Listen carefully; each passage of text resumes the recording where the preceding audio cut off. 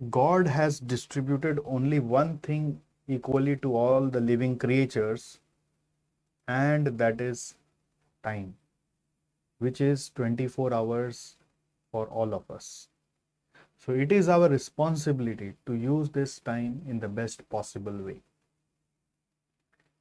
जिस दिन आप इसका कीमत समझ गए, उस दिन से आपकी तरक्की शुरू। इस 24 घंटा में सबसे ज़्यादा समय यदि आपको बिताना है तो सिर्फ अपने गोल को पाने के लिए। वो कितना होगा, वो 24 का 24 भी हो सकता है, 20 भी हो सकता है, जितना आपके सामर्थ्य में है। आप अगर इधर उधर टाइम वेस्ट कर रहे हैं तो आप उनके साथ नुकसान कर रहे हैं अपना। वो जब हिसाब पूछेंगे, मैंने तो भेजा था तुमको कोई काम के लिए, तुम वो काम करने के लिए जो समय दिया था उसको यूज़ नहीं किए। हिसाब ऊपर वाले के साथ होगा। ठीक है। जैसा कि मैंने आपको बताया कि स्टडी प्रोसेस क्या है, इस चीज़ को समझने का कोशिश करिए। अगर अभी भी क्लैरिटी नहीं है तो वापस बता दूं। अगर आप बोथ ग्रुप एग्ज़ाम दे रहे हैं तो 3 महीना पहले, और सिंगल ग्रुप दे रहे तो 2 महीना पहले आपका क्लासेस ख़त्म हो जाना चाहिए। ये चीज़ बहुत इजीली संभव हो पाता है जब आप थोड़ा सा अपने स्पीड के हिसाब से पढ़ते हो, यानी कि पेन ड्राइव क्लासेस में जब पढ़ते हो तो ये चीज़ बहुत इजीली पॉसिबल हो पाता है। लाइव क्लासेस में बहुत बार उनका एक अपना रूटीन रहता है, स्पीड रहता है, तो उसके हिसाब से गड़बड़ा जाता है बहुत बार। इसलिए लाइव क्लासेस भी वो ज्वाइन करो जो आपका समय के पहले, आपके टारगेट के पहले कोर्स आपका ख़त्म करवा दे। अगर नहीं होता है तो नुकसान हो जाएगा। नेक्स्ट, दूसरा बात ये कि एक चीज़ का बहुत ही खास ध्यान रखना है कि हमेशा ऐसे सिस्टम बनाओगे कि दोनों ग्रुप का यदि आप एग्ज़ाम दे रहे हो, दोनों ग्रुप का यदि आप एग्ज़ाम दे रहे हो तो आपको at least 4 subject in a day पढ़ना चाहिए। और अगर आप एक ग्रुप का एग्ज़ाम दे रहे हो तो कम से कम 2 सब्जेक्ट इन अ डे पढ़ना ही पढ़ना है। उसके लिए आपको एक डेली रूटीन इस तरह का बनाना है। अगर अभी तक नहीं बना रखा है तो बनाना पड़ेगा ही। इसमें मान लीजिए कोई कॉलेज का टाइम है तो कॉलेज लिख दो उस समय, ठीक है। बट बाकी ये 5 में से आपको 4 स्लॉट्स पढ़ाई का रखना ही है। और ये डेली रूटीन अगर अभी तक नहीं बना है तो बहुत खतरनाक आप अपने लिए सिचुएशन आगे बनाते जा रहे हैं। ठीक है। सो ये डे 1 से जो कंसिस्टेंसी रहेगी वो आपको हेल्प करता है। ठीक है। हमने आपको भेजा भी था, जैसे अभी लेटेस्ट में हम लोग स्टूडेंट लोग को हाल फिलहाल में एक इस तरह का डेली रूटीन का कार्ड भी भेज रहे हैं। आप उसको पेंसिल से भर के रख सकते हैं। अगर आपने बनाया तो आप मुझे हमारे टेलीग्राम ग्रुप में ज़रूर शेयर करके दिखाइएगा। मैं देखना चाहता हूँ कि आप कैसा रूटीन बना के पढ़ रहे हैं। फिर एक रूल बना लीजिए आप, 4th नंबर रूल, कि आप जब भी क्लास करेंगे, जैसे मान लीजिए क्लास है, ठीक है, तो क्लास में जैसे 11 बजे क्लास है फॉर एग्जांपल, तो 11 बजे क्लास है तो 11 बजे नहीं एक्टिव होना है। ठीक है। हमेशा क्या करना है, 15 मिनट पहले एक्टिव होना है, 15 मिनट्स बिफोर। जो भी प्रीवियस क्लास था, ठीक है, प्रीवियस क्लास में जो भी हुआ था उसको थोड़ा फ्लिप करके देखोगे, प्रीवियस क्लास। और जब भी क्लास ख़त्म हो जाए उसके भी तुरंत उठना नहीं चाहिए, 15 मिनट और रुकना चाहिए, 15 मिनट और देना है। मान लीजिए, मैं ये नहीं बोलूँगा बहुत ज़्यादा, अगर आप थक जाते हैं, कभी ऐसा हो जाता है, कभी कभी ऐसा टाइम एक्सटेंड हो जाता है किसी क्लास का कि वो 15 मिनट का रूम ख़त्म हो जाता है, ऐसा अगर हो जाए तो सेम डे बोलूँगा, मतलब बिफोर क्लास 15 मिनट्स, ये है बिफोर क्लास। अब बिफोर क्लास मतलब सेम डे, और ये है 15 मिनट्स आफ्टर क्लास। ये आपको देना ही देना है। ये आफ्टर क्लास किस लिए देना है, to revise the same thing which you have done in class today. ठीक है। रिवाइज करना है आफ्टर द क्लास जो आपने पढ़ा। ये रूल आप बना लीजिए, आप देखिए मज़ा ही मज़ा हो जाएगा आपका। अब इसी 15 मिनट में बैठ के क्या करना है, मैंने आपको जो एडवाइस दिया कि आपको हर क्वेश्चंस का ट्रिक, क्वेश्चंस का ट्रिक्स फिर से आइडेंटिफाई कर लेना है। हालांकि क्लास करते करते वो सब आइडेंटिफाई होते रहता है, बट क्वेश्चन ट्रिक्स आइडेंटिफाई करके उसको अपना ट्रिक्स बुक में अपडेट कर लीजिए।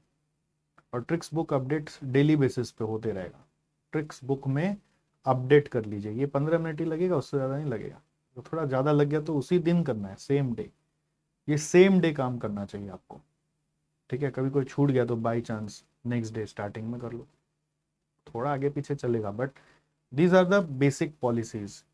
ये ट्रिक में भी आइडेंटिफाई करना है कि कौन सा आपको बहुत हार्ड लगा, कौन सा बहुत इजी लगा, उसमें भी कैटेगरी करना चाहिए। ABC एनालिसिस मटेरियल कॉस्टिंग में सिखाया था ना आपको। ABC ABC एनालिसिस क्या सिखाता है? ABC एनालिसिस ये सिखाता है कि कौन सा बहुत इंपॉर्टेंट है, कौन सा कम इंपॉर्टेंट है। तो A मतलब हो गया आपका जिसमें मल्टीपल ट्रिक्स है, एक से ज्यादा ट्रिक आपको लगा, ठीक। B मतलब हो गया जिसमें सिर्फ एक ही ट्रिक है, सिर्फ एक ट्रिक मिला आपको, अगर वो कोई पकड़ ले तो वो सम आराम से हो जाएगा। और C मतलब आपको लगा कि वो उसमें कोई भी ट्रिक नहीं है, आपके लिए बच्चा क्वेश्चन है, आप आधा रात को उठ के भी वो सम कर देंगे, ठीक है। तो उस हिसाब से ये क्वेश्चन ट्रिक बुक आप बनाएं, उसमें ABC मार्किंग तुरंत तुरंत करते रहेंगे, ठीक है। एक स्टूडेंट ने मुझे दिखाया था ये क्वेश्चन ट्रिक बुक बनाकर मेरे गाइडेंस के हिसाब से, तो उसमें उसने लिखा था क्वालिटी सम्स। तो क्वालिटी सम्स मतलब एक कैटेगरी का सम्स हो गया। इस तरीके से आप ABC सब में लिखते रहें, ठीक है, जिससे कि आप जब रिवीजन करेंगे ना नेक्स्ट टाइम तो आपको इतना समय नहीं लगेगा।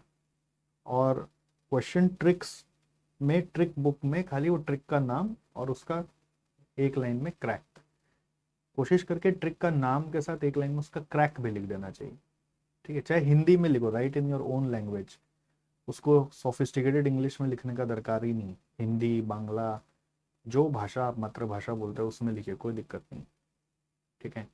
और एक रूल आपको बता दें, फिफ्थ रूल है आपका पढ़ने का, जिसमें आप वीकली बैठ के रिवीजन करोगे। वीकली रिवीजन, ये रिवीजन भले ही हम लोग 2 महीना 3 महीना हाथ में बचा रहे हैं, उसका स्टडी प्लान अलग है, वो लास्ट का 2 महीना 3 महीना वो बाद में समझाएंगे, बट ये कंटिन्यूटी ऑफ रिवीजन चलते रहेगा तो आपको कभी पढ़ाई बर्डनसम नहीं लगेगा। वीकली रिवीजन में क्या है, जैसे मान लीजिए आपने मंडे टू सैटरडे, अपना रूटीन हमेशा मंडे टू सैटरडे का फिक्स रखो।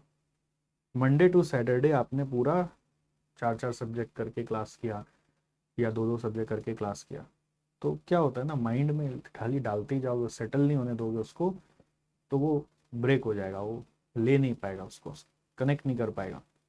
तो सैटरडे के बाद जब संडे आ रहा है, ठीक है, ये सैटरडे के बाद जब आपका संडे आ रहा है तो ये संडे को बैठ के उन चैप्टर को उठाना चाहिए जिस जिस चैप्टर का आपने इस मंडे टू सैटरडे में कंप्लीट कर लिया है।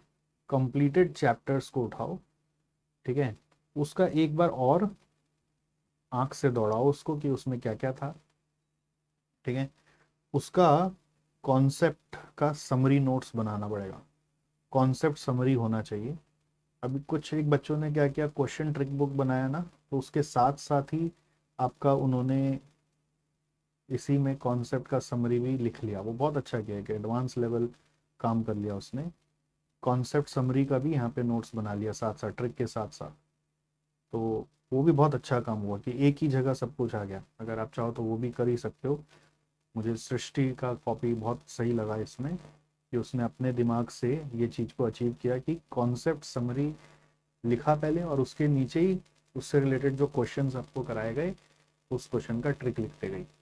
This really I like the concept. अगर आप हो सके तो आप भी उसी तरीके से अगर बनाते हो तो ये वाला काम जो कंप्लीटेड चैप्टर के बाद होता है वो काम आपका यहीं पे कवर अप हो जाएगा, ठीक है।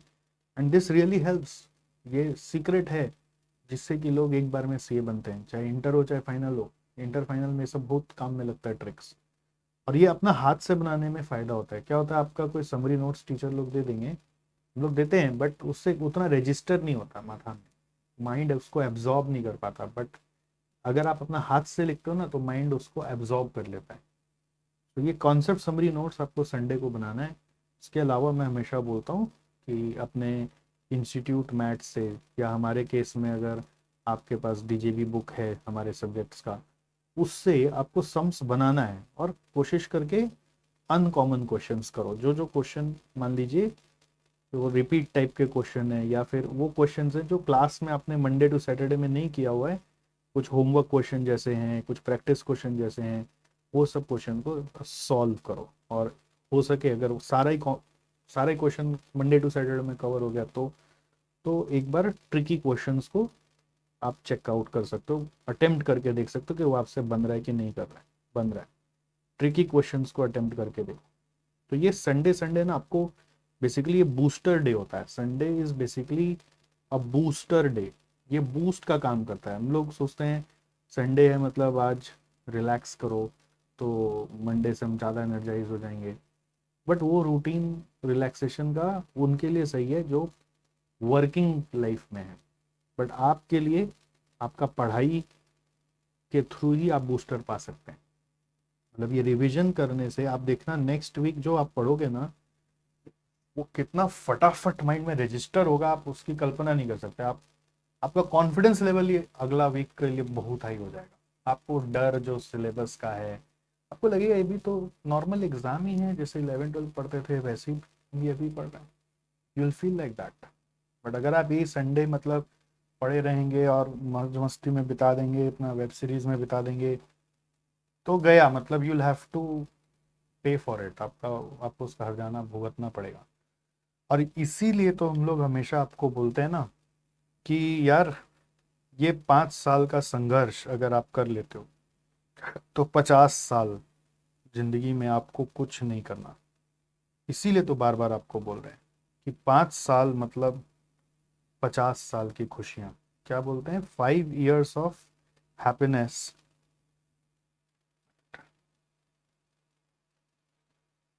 क्या सिखाया था आपको, 5 years of happiness is equal to 50 years of struggle. या फिर आपको क्या चाहिए, आप बताइए कि 5 साल का संघर्ष और 50 साल की खुशियां। 50 साल की खुशियां। हमारे जितने भी स्टूडेंट्स हैं ना, जो भी सीए बने हैं, सब एक जगह पर अपना नाम और अपना काम एक मिसाल की तरह कर रहे हैं। ठीक है, अपने साथ साथ अपने परिवार का उद्धार कर रहे हैं। आप नहीं चाहते वहां पहुंचना? हम्म? बड़ी से बड़ी कंपनी में जॉब या अपना कोई काम, कोई लुकिंग बैक नहीं है, कोई मतलब वो टेंशन नहीं है कि जिंदगी में खाएंगे क्या पिएंगे क्या। ये है कि बस कब दुनिया घूमेंगे, कब अपना फ्लैट लेंगे, कब अपने मनपसंद की गाड़ियां लेंगे, ये सब सोच रहे हैं। ठीक है, और सब चीज़ पॉसिबल होने लगता है। लेकिन वो मांगता है आपसे 5 साल का संघर्ष। और संघर्ष यही है कि आपको अपना जीवन का समय को बांधना पड़ेगा इस तरह से, डेली रूटीन से, बिफोर क्लास आफ्टर क्लास के डिसिप्लिन से, एबीसी से, वीकली रिवीजन से। इसके बाद अगर ये सब अप टू डेट चल रहा है तो जो करना करो। इसके बाद बैलेंसिंग फिगर में जो करना करो। बैलेंसिंग फिगर में पढ़ाई मत करो, ये सब पहले करके बाकी सब करो। जैसे मैं पढ़ा रहा हूँ तो मेरा पहला काम सुबह उठते ही होता है आप लोगों के बारे में सोचना, क्या बोलना है नहीं बोलना है, कैसे सिखाना है। ये पहला काम होता है मेरा। ये जैसे ही मैं अचीव कर लेता हूँ, उसके बाद मैं बोलता हूँ अब चलो, चलो थोड़ा स्विमिंग करके आते हैं, चलो थोड़ा जिम कर लेते हैं, चलो थोड़ा वॉक करते हैं, चलो थोड़ा दोस्तों से बात करते हैं। वो लास्ट में होता है। अब आपके साथ उल्टा होता है, आप ये सब पहले कर तो लास्ट में बचा हुआ समय अब क्या करें क्या करें क्या करें, तो चलो पढ़ाई करते हैं। ऐसे नहीं, पढ़ाई पहले करना पड़ेगा, जो बचा हुआ समय बाकी सबको दे दो। ठीक है, मेन काम को सारा समय देना पड़ेगा। I hope this is clear and I hope this has given more power to you. And अगर आपको कुछ फ़ायदा हुआ तो मुझे कमेंट करके ज़रूर बताओ कि हाँ, इस सब बातों से मुझे फ़ायदा होता है सर, मैं चार्ज अप हो जाता हूँ। और ऑफ कोर्स खाली चार्ज अप होने से नहीं होगा, एक्शन लेना पड़ेगा। जितना आप एक्शन लोगे उतना आप आगे जाओगे।